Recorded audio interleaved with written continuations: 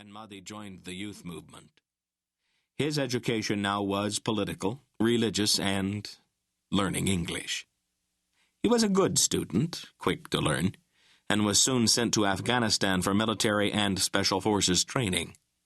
He became an expert in all fields, and in the back of his mind was the great Satan, the cause of all of his country's problems. FBI Director Pat O'Neill left the Hoover Building in Washington on a sunny spring morning. At 10, he arrived at the White House for a meeting with President Howard Emerson. After a quick check by a Secret Service guard, whom Pat knew well, he continued on to the desk of the President's outer office secretary. "Good morning, Miss Taylor. I believe I have an appointment with the President." Miss Taylor, a bright-eyed, pleasant woman in her 30s, smiled. "Yes, Mr. O'Neill. He's expecting you in the Oval Office. I'll tell him you're here." Pat made the familiar trip and rapped lightly on the door. "Come on in, Pat. You're prompt as usual." Pat saw the President was not alone.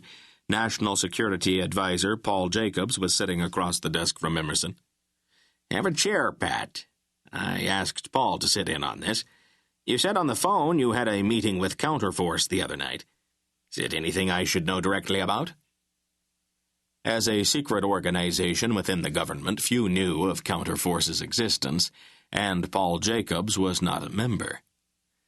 "Mr. President, are you sure you want to discuss Confor?" Emerson chuckled. "I've had to brief Paul, if that's your concern. He knows the need for secrecy. I have told him Confor is a unifying agency within the FBI to coordinate activities among all law enforcement agencies and to prevent duplication and ensuring cooperation." Pat shuffled in his chair. "And foreign involvement?" "He also knows it was Confor who stopped that war with China, the missile threat from Colombia, and even the robot attack on the White House." Pat was glad that he did not mention the Hawk files. Apparently the President did not trust Jacobs that far. "Yes, sir. We did have a meeting. I have the brief for you right here." Pat opened his case and handed the President a 5-page summary. "If you see something you'd like to discuss, I can go into the details." Emerson scanned through the pages. "Your people don't seem too concerned." He handed the papers to his National Security Advisor. "Look these over, Paul. See if there's anything different from what you have."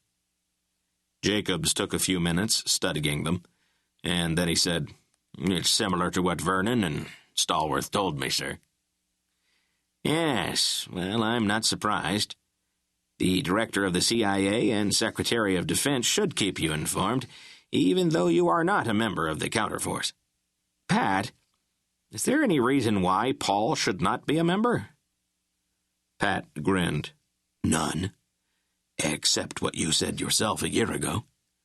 Confor is made up of the most powerful men in the country. Perhaps we should not have all of our power under one head. You remember that, sir?" Yes. So I did, and it's a good idea." He smiled at Jacobs. "You are in a powerful position, Paul. I think it best you work with me, and we will review Counterforce's memos together. Is that okay?" Jacobs did not appear disappointed. "From what you've told me, Mr. President, I have to agree. I think I'd prefer being on the outside, checking their activities with you." "Thank you, Paul. Now, if you would excuse us, I have other things to discuss with Pat." Jacobs rose and extended his hand toward O'Neill. "Let me know if I can help you in any way." "I will. No hard feelings?" "None. Just don't keep me in the dark on things that I should know about."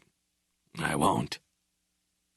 When the security advisor had left, Emerson held up the report. "What's in here that's not said, Pat?"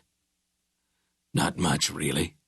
With Rand's help, China is happy, and the North Koreans have cooled their heels." The mystery man. Ever find out where he came from or where he went?" "No, sir. And those